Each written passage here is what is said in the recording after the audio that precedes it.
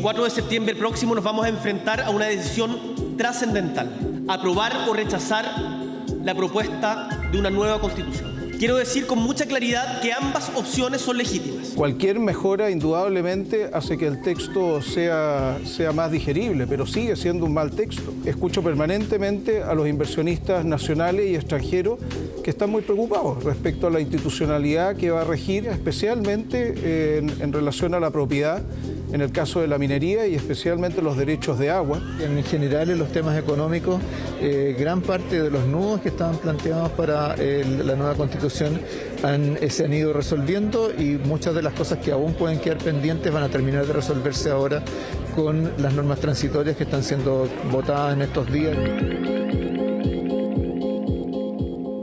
Bienvenidos a la Agenda Económica Constitucional. Este es el primer programa que haremos de aquí en más hasta el plebiscito de salida, todos los viernes dedicados a revisar el borrador de la propuesta de nueva Constitución que todos los chilenos vamos a decidir el 4 de septiembre. Quisimos partir por una pregunta muy amplia. Con lo que conocemos hasta ahora, ¿cómo se vería influenciada la economía nacional?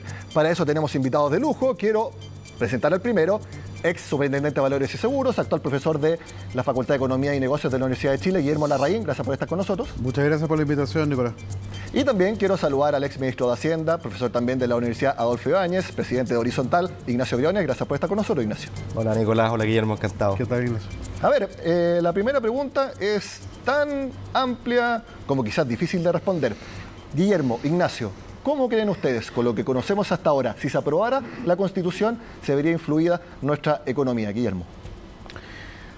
Bueno, es bien difícil decir que no va a ser influida. Bastante claro que va a haber un impacto. Creo que en cualquier escenario habría un impacto, ya sea gane el rechazo o gane el apruebo, porque hay distintos tipos de incertidumbre que se abren en un escenario o en otro. Creo que el tipo de incertidumbre que se abre en el escenario del apruebo es un tipo de incertidumbre que más o menos podemos medir. Más o menos podemos saber por dónde va a encaminarse. El cambio, el problema que tiene la opción rechazo es que todavía no hay nada, ninguno de los actores políticos, salvo algunas declaraciones, por ejemplo, del diputado Macaya o de Evelyn Matei, a quien yo le he oído decir eso, no han dicho en realidad con claridad qué es lo que quisieran hacer en caso de que hubiera que ganara la opción rechazo. Entonces yo creo que la ciudadanía se encuentra en una situación compleja porque hay incertidumbre de ambos lados, mucha gente tiene observaciones importantes al texto. Yo también tengo observaciones importantes al texto y creo que esa incertidumbre desgraciadamente tiene un impacto económico que no se puede soslayar, un efecto importante de postergación de inversiones que creo yo que hay que tratar de trabajar, y programas como este, la posibilidad de que podamos debatir con Ignacio y con otras personas, ir debatiendo sobre lo que está realmente en la Constitución y no los fake news o los rumores que hay, va a ser muy útil para que la ciudadanía se haga una imagen clara de lo que puede pasar. ¿Es más cierto el escenario si gana el rechazo que si gana el apruebo, Ignacio? Yo creo que ambos escenarios encierran incertidumbre. Yo creo que lo que hay que decir es que, a la vista de lo que tenemos en las encuestas, la elección de septiembre va a ser estrecha, o el resultado del referendo va a ser estrecho, y por lo tanto, en uno u otro escenario, el proceso constitucional va a seguir abierto. Eso es muy importante entenderlo, no se cierra. Si gana el apruebo, bueno, muchos han dicho que acá hay que enmendar y corregir un montón de cosas. Vamos a tener harta pega, porque con 499 artículos, por Dios que va a tomar tiempo, y con fuerza o el equilibrio de fuerzas distintos, que son las del Congreso. Y si gana el rechazo, creo que lo importante es que entendamos que acá nos merecemos como chilenos darnos la posibilidad de tener un texto constitucional que cumpla dos requisitos: que nos una. Eso es lo primero. Creo que la falla de este proceso es que tenemos un texto que no parece de unidad. Y lo segundo, un texto que sea una buena constitución para Chile, en la cual nos sintamos parte y podamos mirar con esperanza, con optimismo hacia adelante. Porque estoy con Guillermo, el texto constitucional que hoy día conocemos va a generar efectos, y va a generar, tiene incertidumbres, tiene efectos en la inversión. Y a mí en lo personal, y lo he repetido muchas veces, una de las principales críticas que yo hago al texto, porque acá uno no puede disociar economía de política. Yo tengo el diagnóstico, soy de los que creen que parte importante de la falla que hemos tenido en Chile en los últimos años, donde hemos tenido un estancamiento en el crecimiento, un estancamiento en la productividad, una ausencia de reformas estructurales en lo económico y en lo social, tiene que ver con un sistema político que funciona mal, que no tiene los incentivos a que dialoguemos, a que logremos grandes acuerdos, que es la única forma de avanzar en reforma estructural. Y eso, Nicolás, y esto es súper importante, el sistema político y la organización del Estado, que está contenida en el texto propuesto, no solo no resuelve los problemas de fragmentación, de falta de diálogo y generación de acuerdos, sino que en mi opinión los exacerba. Por lo tanto, vamos a tener más fricción en el sistema político, más polarización, más dificultad de lograr acuerdos y de hacer las reformas que en definitiva tiran el carro del desarrollo de Chile. Y este sistema político que se propone con Cámara de Diputados, Cámara de las Regiones, ahora recientemente no se sabe al final con qué quórum se van a hacer las reformas constitucionales al principio, porque fue al menos de vuelta a la comisión los 2/3, el Senado tampoco se sabe el actual hasta cuándo va a durar. Pero con lo que conocemos hasta ahora, el sistema político debiera llevarnos a una economía nacional que pueda crecer, que pueda mantenerse, o también eso es incierto. Primero Ignacio, después Guillermo. Vuelvo a insistir en el punto. Creo que la única manera de que el país progrese, que tengamos un desarrollo inclusivo, es que hagamos las reformas que no hemos sido capaces de hacer. En lo social y en lo económico. En lo social, piensa tú la reforma de pensiones. Tenemos el diagnóstico hace rato y hemos fracasado. Yo mismo como ministro de Hacienda, fracasamos en lograr los acuerdos para avanzar. ¿Y por qué ocurre esto? Yo creo que las personas que nos ven lo entienden. Porque vemos todo el día a los políticos de todos los colores, esto no es una crítica a un sector u otro, peleando, tironeados, en el corto plazo, en las canillas, en el Twitter, en el matinal, pero no con una visión de largo plazo, una visión país que se basa en acuerdos. ¿Y por qué ocurre eso? ¿Es por bondad o maldad de los diputados o de los senadores? No, es porque las reglas del sistema político no incentivan aquello. ¿Por qué? Desde ya porque tenemos un sistema político súper fragmentado. A mí me tocó verlo como primer actor en el Congreso cuando era ministro. Cuando usted tiene 20 partidos políticos con representación, la verdad es que cualquier acuerdo que usted quiera hacer se hace súper difícil porque los diálogos son bilaterales y no con colectivos, ¿ya? Ahí tenemos un problema de discolaje en los partidos, de falta de disciplina interna, producto de los incentivos. Entonces, ¿cuál es mi punto, Nicolás? Si nosotros queremos crecer, desarrollarnos, salir de la trampa del ingreso medio, que de alguna manera es la que estamos hoy día, necesitamos grandes acuerdos, y los grandes acuerdos solo se construyen con reglas que los fomenten, y el sistema político que tenemos no lo permite, lo exacerba el problema a mi juicio. Lo que tenemos ahora es que se van a poder hacer reformas constitucionales, cambios legales con mayorías simples o mayorías en ejercicio, y solamente en algunos aspectos referéndums, Guillermo. Pero quiero antes reunir sobre un punto que decía Ignacio recién. O sea, estoy de acuerdo con que el gran déficit que tiene esta Constitución, de hecho mi principal crítica, tiene que ver con el régimen político. O sea, no se ha logrado, ya que no se logró, me da la impresión, corregir el problema de que le pasó al gobierno del presidente Piñera, que le está pasando al presidente Boric, que hay una Cámara de Diputados tan fragmentada que no hay liderazgo, que no hay orden posible, básicamente, desde el gobierno.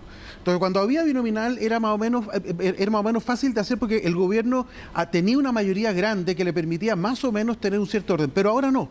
Y eso no se está corrigiendo. Ahora, en lo que no estoy de acuerdo con lo que decía Ignacio recién, es que creo que hay otras cosas donde hay avances, por ejemplo, en regionalización, que uno puede considerar que hay algunas cosas que son excesivas. Por ejemplo, el hecho de que las regiones o las comunas se puedan endeudar es una cuestión que creo que no corresponde. Pero creo que al mismo tiempo, al menos nominalmente, se dan ciertos incentivos, como por ejemplo la existencia de la autorización para el emitir la deuda por parte del gobierno, que de alguna forma dulcifican, pero que la gracia que tienen es que hacen viable un discurso de regionalización que, como decía Ignacio, durante décadas se viene diciendo que Chile se va a regionalizar y no se ha hecho nunca. Entonces, me parece que hay cosas que son importantes y que vamos a tener que efectivamente ir corrigiendo a través del tiempo, como cualquier constitución. La que más se ha corregido de todas es la constitución que se está desechando ahora. Ya, pero por lo que se propone para sistema político, ¿cómo influye en la economía nacional? ¿Para bien, para mal o inocuo? Para mal, Para mal. sin ninguna duda, porque la economía no es independiente de las políticas públicas que se intermedian en el Congreso, se intermedian a través de leyes. Cuando usted habla de productividad, necesitas leyes, reglas que fomenten la productividad. Cuando usted quiere decir que quiere aumentar la inversión, lo mismo. Entonces, si uno tiene buenas leyes, buenas políticas públicas basadas en acuerdos que miran a largo plazo, va a tener una economía que funciona. Y para ello es condición necesaria que los actores tengan incentivos a acordar, a conversar, a generar acuerdos, y hoy día no lo tenemos, y con la nueva Constitución lo vamos a tener aún menos. Entonces, para terminar, Nicolás, yo me atrevo a decir acá que vamos a tener, si se aprueba la nueva Constitución, un sistema político más fragmentado, donde va a ser más difícil lograr acuerdos y por ende las reformas de largo plazo en lo social y en lo económico que necesitamos y por ende van a afectar el desarrollo del país a largo plazo. Pero mira, tal como a la gente que está promoviendo el rechazo, me parece que hay que exigirles, por ejemplo, que lleguen a un acuerdo verdadero, efectivo, por ejemplo, para reducir los quórum de reforma de esta Constitución, que en caso de que se ganara el rechazo sería útil que fueran menores, eso sería un paso que se podría dar desde ahora.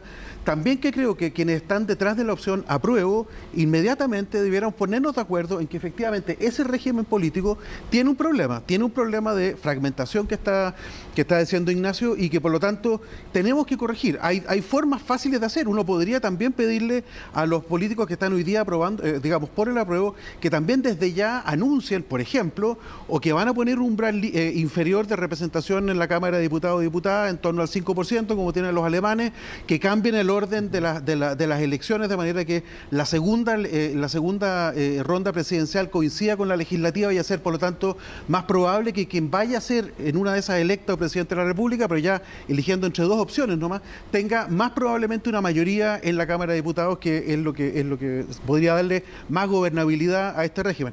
Yo exigiría acuerdos políticos desde ahora a ambas opciones, quienes están a favor del rechazo y quienes están a favor de la apruebo. Respecto a que las regiones sean autónomas, tanto política, administrativa como financieramente, recién tú mencionabas, Guillermo, el hecho de que puedan emitir deuda, mencionabas como algo negativo. ¿Por qué necesariamente? Porque en la práctica es muy difícil que una región, y menos una comuna, emita deuda y que no exista la presunción de que si no la puede pagar, el fisco va a llegar y va a ponerle la plata para que no haya una quiebra. Entonces, hay ese incentivo a sobreendeudarse. Ahora, ¿qué es lo que trae la Constitución como proyecto que limita eso? Es que tiene que ser a través de una ley, o sea, no cualquiera puede emitir deuda, tiene que ser a través de una ley, y por lo tanto tiene que haber una autorización. Entonces, me parece que hay algunos atisbos de que eso se puede gestionar relativamente bien, pero la experiencia, no chilena, porque esto no ocurrió nunca, pero la experiencia en otras partes del mundo indica que eso es complicado. Pero al menos yo diría que ese es el principal problema. Ahora, también respecto a lo que se propone, los diputados van a poder proponer leyes que impliquen gastos del Estado, y ahí menciona dentro de los artículos que haya concurrencia del presidente de la República. Aquí yo me enredo un poco respecto a si va a tener todavía la titularidad exclusiva del presidente de la República para proponer leyes que impliquen gasto estatal. ¿Tú crees que no, Ignacio? Ese es otro gran problema. La Constitución tiene una cosa muy valiosa, que es que en uno de sus artículos refrenda el principio de sostenibilidad fiscal, ¿ya? Y yo creo que eso es muy importante decirlo. Pero luego uno tiene que ver cómo se hace carne. Y la verdad es que lo que tú señalas, hoy día son materias privativas del Ejecutivo, del gobernante de turno, los temas tributarios, los temas de seguridad social y lo que involucre gasto, ¿ya? Y naturalmente los impuestos, como dije al principio. Eso hoy día se pierde. ¿Por qué es malo que los diputados propongan leyes que impliquen gasto estatal? ¿Cuál es el problema? Porque los incentivos que tienen los diputados, y lo hemos visto, son distintos. Ellos están buscando una reelección de corto plazo, y todo lo que sea gastar y gastar es popular. Piensa simplemente en lo que pasa con lo que ha pasado con los retiros, ¿ya? Mañana, si esta Constitución se aprueba, el presidente pierde toda iniciativa exclusiva en materia de seguridad social. Esto quiere decir que cualquier parlamentario puede iniciar modificaciones a la seguridad social, a las pensiones, incluyendo los retiros, y estos se van a aprobar por mayoría simple, es decir, la mayoría de los diputados presentes. Creo que eso es un retroceso. Creo que impulsar materias de gasto o temas tributarios, esto es la concurrencia presidencial, por mucho que al final tenga que tener el apoyo, el patrocinio del Ejecutivo, naturalmente le genera una presión en el proceso al Ejecutivo, porque una vez que la iniciativa avanzó y suena súper popular, y pensemos nuevamente en los retiros o pensemos en iniciativas como los súper ricos u otros, bueno, la verdad es que el presidente o la presidenta, del color que sea, queda bastante contra la pared. Entonces, eso genera, a mi juicio, lo decía también David Bravo en una muy buena entrevista en el Mercurio hoy día, genera una presión de gasto que hay que tener mucho cuidado. Guillermo. Pero es que, ¿sabes que yo creo que venimos de no hay que olvidar de dónde venimos. Venimos no solo de una crisis social gigantesca, sino que además de un país que hace mucho tiempo viene pidiendo varias cosas. Ya decíamos lo de regionalización, ¿no es cierto? Que ha sido un completo bluff durante 20 años, donde se dice, no, vamos a regionalizar. Se hace la ley, por ejemplo, donde se pueden elegir a los gobernadores, pero no se les dio ninguna facultad y ningún recurso para hacer nada. Entonces, tenemos eso como mochila. Una de las otras cosas cosas que se decía. Tenemos que atenuar el presidencialismo. Nadie, que yo conozca, nadie en la campaña constituyente dijo lo contrario. Todo el mundo estaba de acuerdo en que había que atenuarle los poderes al presidente. Bueno, acá estamos en la materialización de esa atenuación. El hecho de que se comparta el poder con la Cámara de Diputados es justamente de lo que se trata, la atenuación del presidencialismo. ¿Cómo se hace? Con estas leyes de concurrencia presidencial, que en la práctica quieren decir que va a haber un grupo de diputados, que tiene que haber un cierto número, que van a poder tener una moción parlamentaria y que si dentro de 15 días el presidente no les da su apoyo, se pierde la ley, esa moción no tiene fuerza de ley.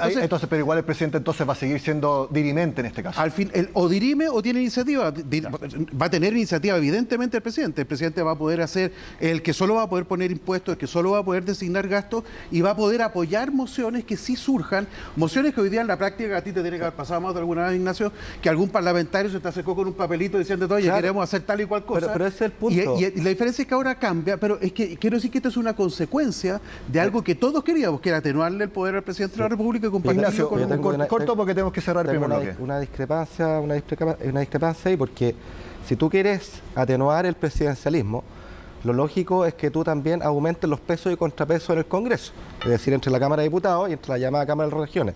Y eso la verdad es que se pierde. Y de hecho, estas iniciativas de concurrencia presidencial, imaginémonos qué pasa en la práctica. Hoy día es inconstitucional impulsar estos artículos o este tipo de reformas. Ahora, los diputados, el punto Guillermo, lo hacen igual, pero tienen que ponerse colorados. Mañana es completamente libre, entonces vamos a tener materias de impuestos, de gastos, de retiro, y la verdad es que va a llegar hasta el final, el presidente hasta el cuello, y la verdad es que es más difícil decir que no. Está muy buena la conversación, pero aquí yo tengo que ser el contrapeso, porque tengo que mostrarles ahora un reportaje que hicimos con lo que han opinado en el mundo financiero internacional, bancos de inversión y clasificadoras de riesgo, sobre lo que está propuesto hasta ahora para el país. La nota es de Orlando Silva. 499 artículos y 160 páginas es el resultado de meses de debate plasmados en el documento que será votado en septiembre. Aunque no es la versión definitiva, ya se ha convertido en objeto de análisis y no solo a nivel local.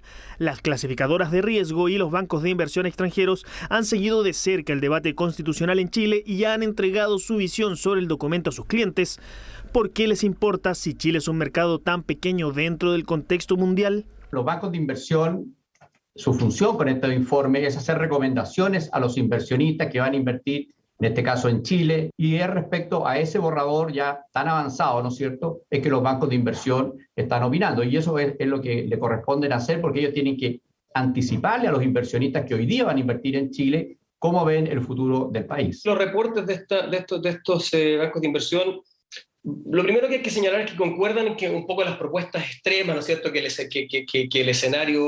peor escenario queda afuera. Una de las primeras instituciones en entregar su visión fue Morgan Stanley. La exclusión de propuestas menos ortodoxas para el sector empresarial, la política económica y el marco institucional que implicaban mayor riesgo para la inversión y las finanzas debería ser positivo para la mayoría de los activos de renta fija, ya que el resultado debería reducir la incertidumbre política para los líderes empresariales, promoviendo la inversión al mantener un marco fiscal en gran medida ortodoxo. Visión que para algunos significó un apoyo de la financiera multinacional al borrador constitucional.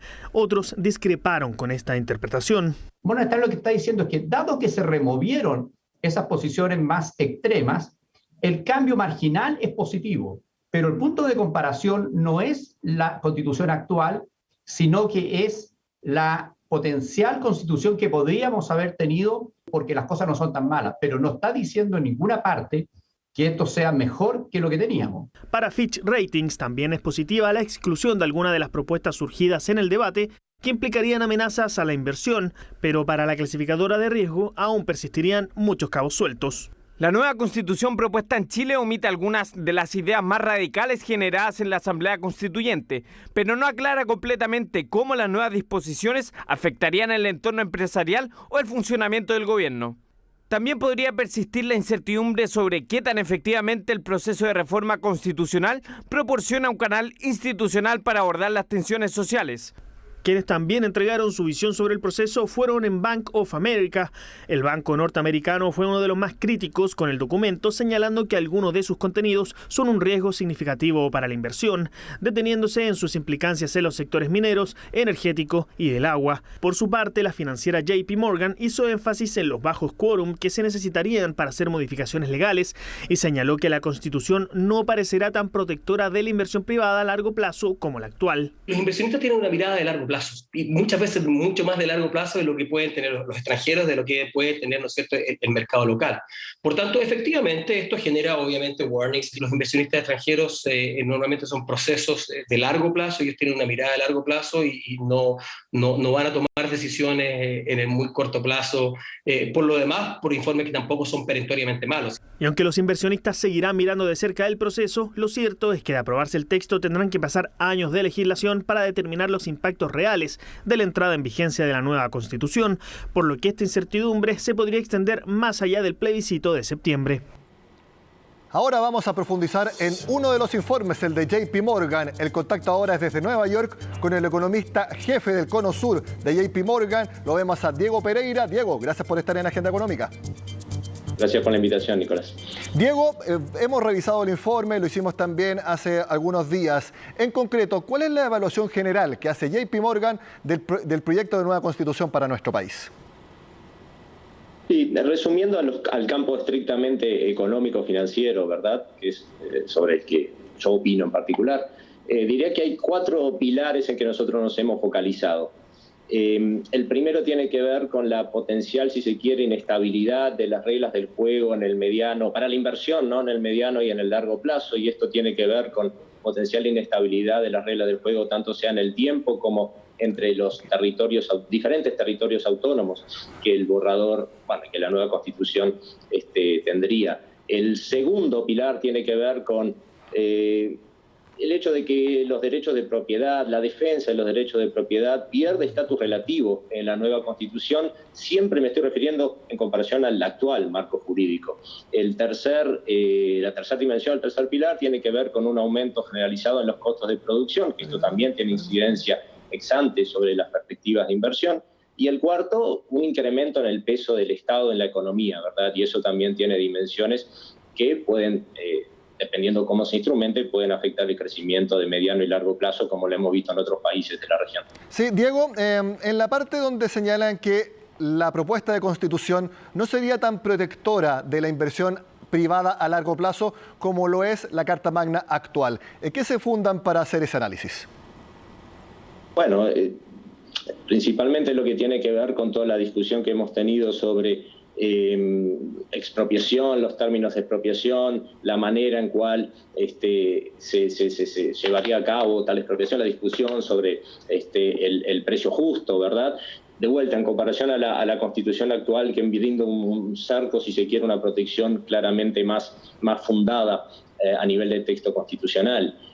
También hay incertidumbre que va a tener que resolver el legislador y ergo, dadas las mayorías que requieren la nueva Constitución para cambios.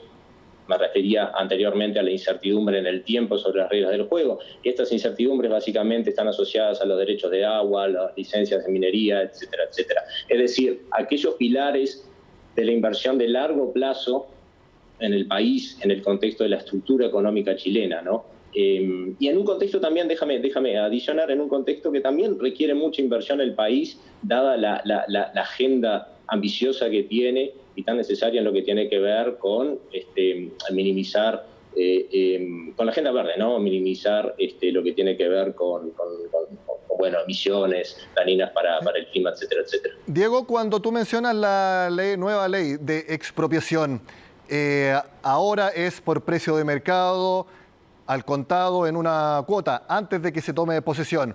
Con la propuesta constitucional se habla de un precio justo y tampoco queda claro si se puede pagar, por ejemplo, en cuotas. A juicio tuyo, ¿esto hace más desfavorable para la inversión privada? Genera, es decir, van a ser los legisladores los que determinen las condiciones, ¿verdad? O eventualmente un tribunal de justicia. Entonces, si comparo el régimen actual en lo que tiene que ver con la seguridad que me da a mí frente a una inversión de a 20, 30 años, frente al riesgo de que el legislador me vaya cambiando las reglas del juego, eso genera sí un premio adicional. Dicho de otra manera, la rentabilidad de algunos proyectos, en fin, no llegaría a un nivel suficiente como para llevarse a cabo el ejercicio de inversión frente a un marco como el actual en que sí se vería esa inversión. Importante eso, porque en varias partes del informe ustedes expresan el higher premium. En inglés, uno lo entiende claro como una mayor exigencia para la rentabilidad de los proyectos de inversión. Pero si nos pudiera explicar un poco más a qué se refieren exactamente con que a los proyectos en Chile, si se aprueba la Constitución tal como está, se le exigiría un higher premium. Lo puedes pensar de dos maneras. Por el lado de financiamiento, ¿verdad? Un premio adicional significa un costo adicional al momento de que las empresas financien su inversión a largo plazo.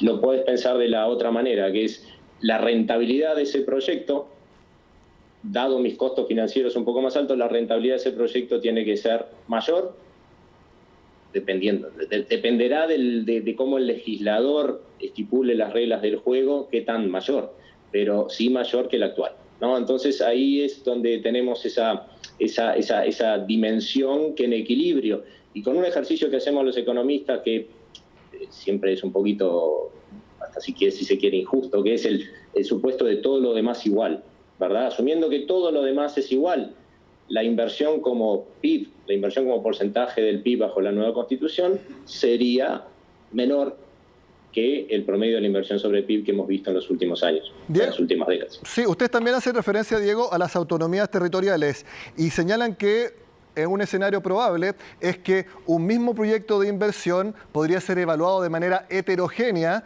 dependiendo del territorio donde esté emplazado.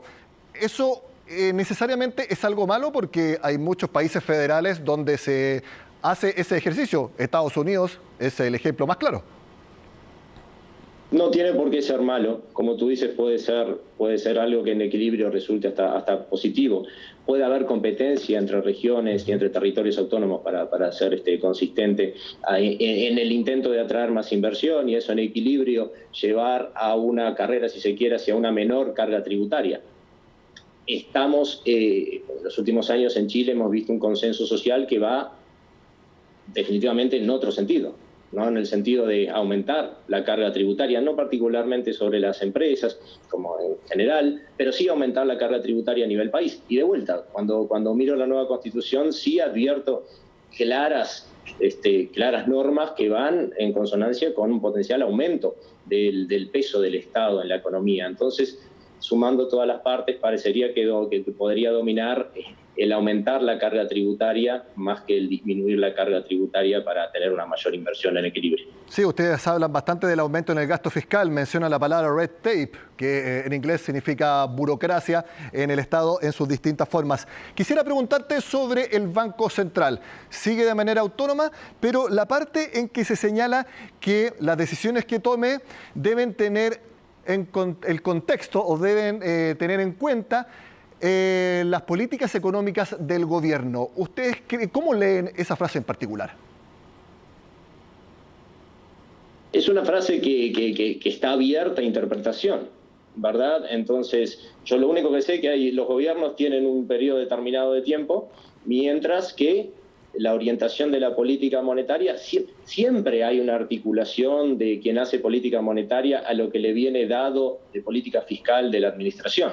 Es decir, el Banco Central es reactivo a la política fiscal, no puede ejercer, digamos, no puede ejercer influencia sobre la política fiscal, ¿verdad? Entonces, de esa manera es pasivo. Pero queda la duda de cómo se va a interpretar esa frase, ¿no? Sobre todo a la luz de que va a existir o existiría en la nueva Constitución la posibilidad de tener una acusación constitucional para con los miembros del directorio, ¿verdad? Es la unión de estas dos, si se quiere, frases, ¿no? Bueno, una norma y una frase. El estar en consonancia, hacer política monetaria en consonancia no estoy usando la verbatim lo que dice la norma, pero bueno, en consonancia a las políticas del gobierno, sumado al hecho de que puede haber una acusación con los miembros del directorio. Diego, con todo lo que hemos hablado y también con otro aspecto que ustedes también desarrollaron, que es el hecho de que a futuro para hacer cambios legales o reformas constitucionales simplemente se necesitaría mayoría simple o mayoría en ejercicio y en algunos casos referéndum. Eso, sumado a todo lo que hemos hablado, JP Morgan ¿está recomendando a sus clientes invertir en nuestro país? Lo que pasa es que el hecho de la inversión, hay muchos mercados. Escuchaba el informe con el que abrieron el bloque y hay muchos mercados, hay muchos activos diferentes. Entonces nosotros podemos tener, para lo que es mercados locales, tipo de cambio, bonos en moneda local, para lo que son bonos en moneda extranjera, para lo que son bonos corporativos en moneda extranjera. Hay muchos mercados, obviamente renta variable. Hay muchos mercados y diferentes dimensiones que afectan la evaluación y lo que esperábamos de evaluación hacia el futuro. Entonces, la Constitución simplemente lo que me da es un marco jurídico que en el futuro genera mayor, si se quiere, dependencia de la calidad del legislador medio para interpretar cuál va a ser el marco pro crecimiento potencial. Y esto es simplemente lo que intentamos analizar desde mi parte, desde la parte de macroeconomía, ¿verdad? ¿Cómo va a impactar el régimen jurídico que vamos a tener a la luz de, si el pueblo lo aprueba, el marco jurídico que existiría a la luz de la nueva Constitución, cómo va a impactar sobre el crecimiento potencial? Y a partir de ahí empezamos a diseñar escenarios. Las recomendaciones de inversión de corto plazo para mercados va a depender de cómo va a evolucionar la incertidumbre con respecto al proceso de constitución, pero más asociada en los próximos meses, si se quiere, al proceso político asociado a la constitución. Va a depender también de las reformas tributarias que a partir de este mes va a presentar la administración Boric. Va a depender de evaluación, precios del cobre, etcétera, etcétera. Entonces no existe, si se quiere, una relación unívoca entre el contexto que nosotros le estamos dando a la Constitución y las recomendaciones de mercado que podemos hacer a corto plazo. Diego Pereira, economista jefe del Cono Sur en JP Morgan. Muchas gracias por el contacto con Agenda Económica. Que estén muy bien. Muchas gracias a ustedes. Que pasen muy bien. Hacemos la pausa y seguimos al regreso acá en Agenda Económica Constitucional analizando cómo influirá la propuesta de nueva Constitución en la economía de nuestro país. Ya volvemos.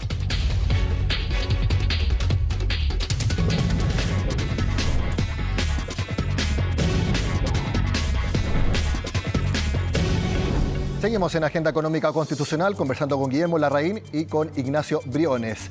Derecho de propiedad, como está propuesto ahora, ¿de qué manera influye a la economía nacional en el largo plazo? Vamos a partir ahora con Ignacio. A ver, yo diría que en términos generales, y acá para tratar de ser súper ecuánime, creo que el derecho de propiedad está en general bien resguardado. Sí hay un tema, y yo creo que es un tema relevante, respecto al caso de la expropiación y cuál es el valor que se paga en ese caso. Y tuvimos todo este debate si el precio justo o el precio de mercado. Hoy día la Constitución actual es clara, es el precio de mercado porque resarce el daño patrimonial. Y la discusión la distinción no es baladí. Algunos dicen, no, que da lo mismo. Mira, el presidente Boric en su cuenta pública, una de las medidas que anunció son los arriendos a precio justo, ¿ya? Queriendo decir con esto distinto del precio de mercado, porque si no, uno no lo entiende. ¿Hay que leer el precio justo como a precio bajo?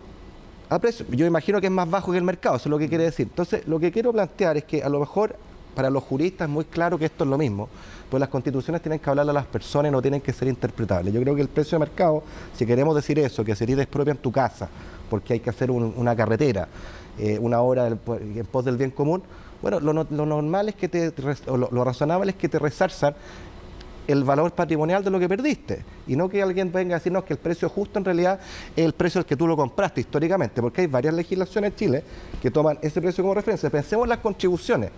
Las contribuciones las pagamos hoy día no sobre el precio de mercado, sino que sobre el avalúo fiscal, que es menor que el de mercado. Entonces, yo creo que es mucho más transparente el dicho, ¿sabe qué? Resarcir el daño patrimonial o el precio de mercado. Yo coincido con que en general la formulación que tiene esto es similar a la que tienen las constituciones de países que uno admira, como Francia, Alemania, Japón. En ese sentido yo creo que está bien. Ahora, se habla de precio justo, y acá yo quiero defender un poco el concepto de precio justo, porque El problema que tiene el precio de mercado es que hay mercados que no existen o que son mercados demasiado ilíquidos y por lo tanto el precio que uno observa en una transacción no tiene por qué ser efectivamente el precio de mercado como uno sí puede encontrar en algunos mercados que son muy líquidos y que por lo tanto uno puede decir hay tantas transacciones que el precio por metro cuadrado, por ejemplo, de algo, uno sabe qué es lo que es. Hay zonas de Santiago donde uno efectivamente puede decir el precio por metro cuadrado, no sé, pues en Las Condes, en Vitacura, en Providencia, en Santiago, en Ñuñoa, la Florida, probablemente hay tanta transacción que uno lo logra hacer bien. Pero si uno se va a una zona rural, entonces ya no es tan claro cuánto es el precio justo. Yo como ex superintendente me tocó sancionar incluso a empresas por manipulación de mercado. Entonces acá el problema que tiene el valor de mercado es que es susceptible en activos que son muy ilíquidos a manipulaciones. Y por lo tanto yo creo que el concepto de precio justo le da un poco más de margen a las partes para que puedan encontrar un punto que sea de equilibrio. Y si la persona afectada no acepta eso, entonces lo que se entiende de la ley es, primero, es que no tiene por qué abandonar el bien, como fue la Casa Isla de Américo Vespucio hace miles de años atrás cuando se estaba construyendo Américo Vespucio, y que en todo caso puede recurrir ante la Corte Suprema o ante la Corte de Apelaciones, después de la Corte Suprema, y iniciar un proceso que va a llevarlo a algún punto que sea más o menos razonable. Yo creo que en ese sentido hay que pensar que ese es un mecanismo que es razonable, no es per se malo. Una institución que ha agarrado mucha notoriedad pública en el último tiempo es el Banco Central por la inflación, el aumento muy grande en la tasa de interés. Y el Banco Central sigue siendo autónomo en la propuesta de nueva constitución, pero hay un punto que quiero consultarles, ¿qué les parece? Que deberá tener presente la política económica del gobierno en sus decisiones. El que diga textual, deberá tener presente la política económica del gobierno, ¿sigue manteniendo esa autonomía que es tan valorada ahora tanto local como internacionalmente, Ignacio? Yo creo que en términos generales la mantiene, pero no cabe duda, a mi juicio al menos, que provisiones como esa le bajan un grado. Lo mismo que la posibilidad de poder acusar o de remover a los consejeros, independiente que haya un mecanismo y un proceso que le quita grado de discrecionalidad. Me parece que nuestro Banco Central es un lujo que tenemos en Chile, reconocido internacionalmente como un lujo. Cuesta entender que cuando tenemos algo que funciona y que funciona extremadamente bien, como el que más, tú le introduzcas cuestiones que hacen ruido. Yo creo que la autonomía en general está bien resguardada, pero hay cuestiones como esa que la debilitan en el margen. Y lo mismo respecto a lo que hablábamos del derecho de propiedad. Yo vuelvo a decir, el marco general me parece bien, pero imprecisiones como esta, o otras cuestiones, por ejemplo, asociadas a los derechos de tierra. Estoy pensando acá en los pueblos originarios que tienen derecho preferente sobre sus tierras ancestrales, y habrá que ver cómo se decide eso, y que son declaradas de interés público preferencial por el Estado, es decir, que vayan a ir a la expropiación. Esa es la manera de resarcirlo. Bueno, definiciones respecto a cuál es el precio justo, que yo prefiero que sea el precio de mercado, porque discrepo contigo. Generalmente en las propiedades, en los bienes inmobiliarios tenemos precios de mercado. Y es lo que hace en todo Chile, Guillermo, porque Impuesto Interno tiene una base donde registra todas las transacciones que ocurren a lo largo del país, y en general tenemos precios de mercado. Y cuando no, uno podría recurrir a un mecanismo especial que lo precise. Pero como criterio general, me parece a mí que el criterio de mercado aplica mucho más que el precio justo. Todos podemos cargar tasaciones. Sí, claro, exactamente. Yo estoy totalmente de acuerdo que el valor de base, digamos, el concepto de base del precio justo tiene que ser el valor de mercado. Creo que la gracia que tiene el concepto de precio justo es que es más amplio que el valor de mercado. Y en algunos casos, que puede ser importante, permite un grado de alcanzar un precio que sea más realista para la transacción en particular. Ahora, déjame ir al Banco Central, porque hoy día en la Constitución actual ya dice, la Carta del Banco Central dice que en su actuar el Banco Central debe tener en cuenta la orientación general de políticas del gobierno. Eso ya está hoy día. Perfecto. Entonces yo no creo que esa disposición le agregue nada a la autonomía del banco. No lo quitan ni le ponen, lo mismo.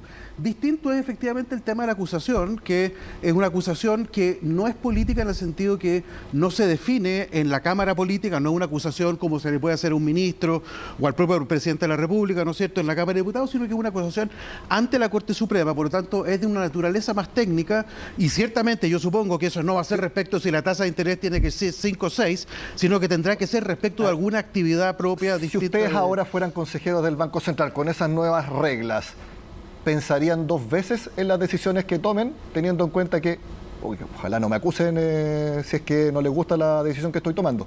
Es que eso es lo que te digo, yo creo, no respecto al nivel de la tasa.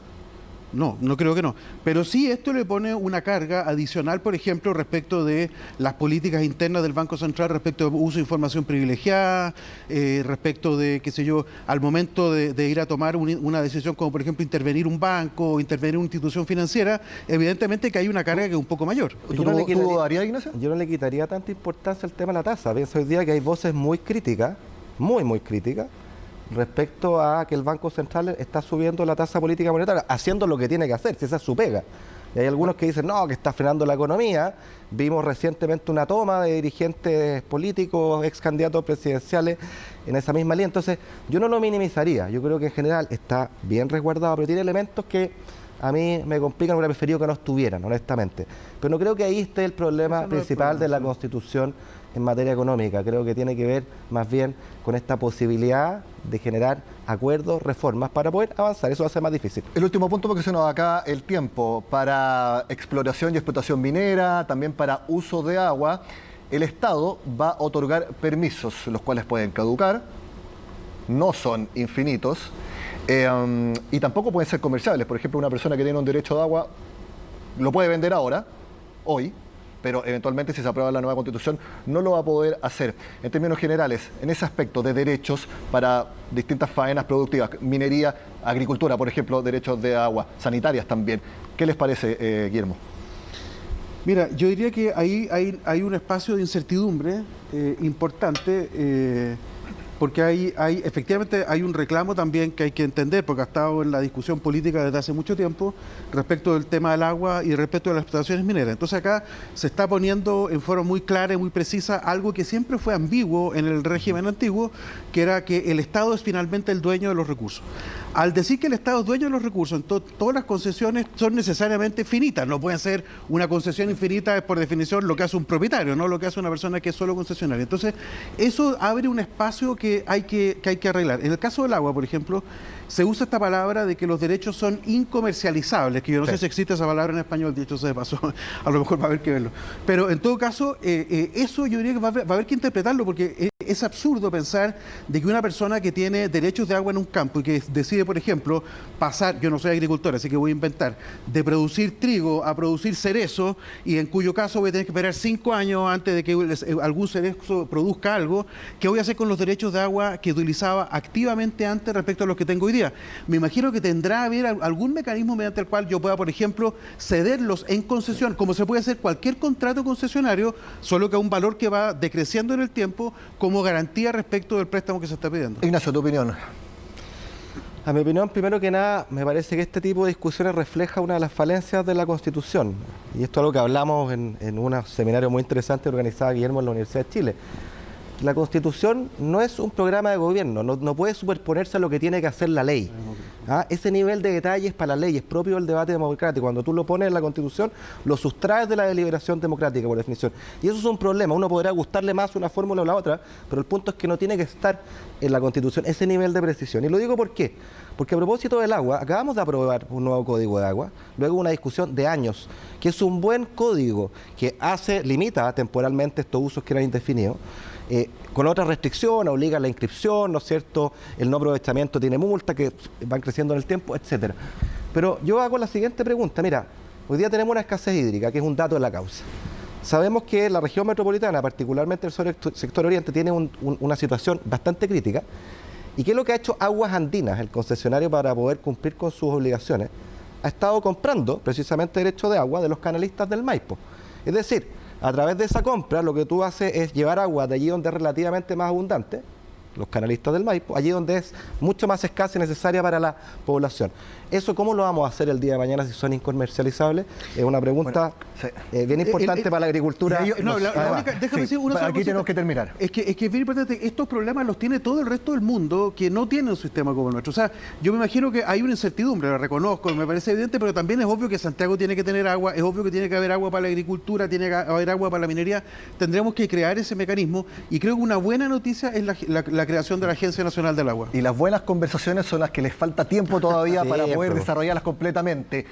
voy a invitarlos nuevamente a otro programa para que sigamos abordando, porque todavía nos queda bastante tiempo para el plebiscito de salida. Guillermo Larraín, Ignacio Briones, muchas gracias por haber estado con nosotros acá. Muchas gracias. Gracias, Nicolás, Guillermo. Que estén muy bien. Primer programa entonces de Agenda Económica Constitucional. Todos los viernes vamos a ir analizando distintos temas. El próximo programa va a ser un foco más en particular. Yo los invito porque lo más importante es que nosotros, la decisión que tomemos el 4 de septiembre, sea apruebo o sea rechazo, que sea informada. Ese es nuestro objetivo acá en Agenda Económica. Sigan con nosotros acá en CNN Chile.